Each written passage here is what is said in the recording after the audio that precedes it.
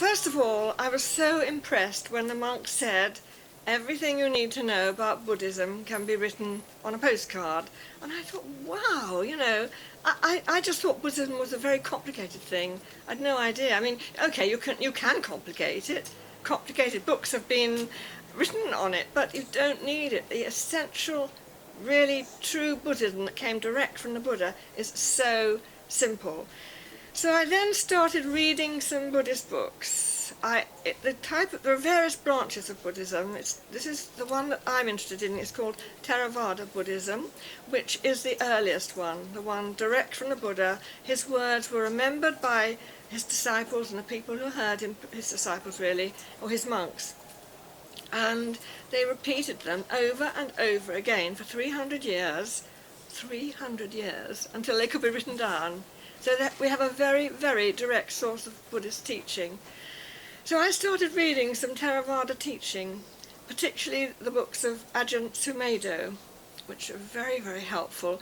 And as I read them, I just thought, I would like to write something about the monk and my experience and about Buddhism. I didn't know where I was going to begin, but I started writing a few notes on Sumedho's books so that I could get them in my head. I did it for myself in a way to start with, because I wanted to know more.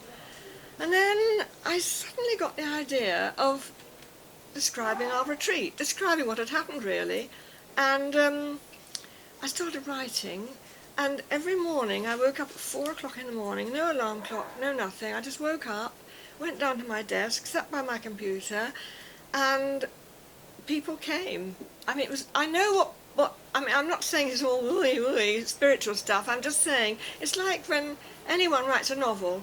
They say, they hear things, they see things, the people are there. This happened to me.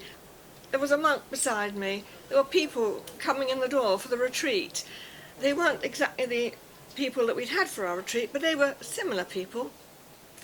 And they're all described in the book, with their characters which developed through the book. So it was as if I was there, seeing it all and experiencing it, and I was writing it down. And so it almost had to be a book. It was difficult to get it published, I have to say, because as a cookery writer, publishers didn't want this kind of stuff from me. They wanted more recipes. But in the end, I was thrilled when Watkins accepted it. I changed it a lot for Watkins. I mean, I developed it for Watkins, and so I was really thrilled. I felt it had a perfect publisher, and they've done such a good job with it. I love the way they produced it.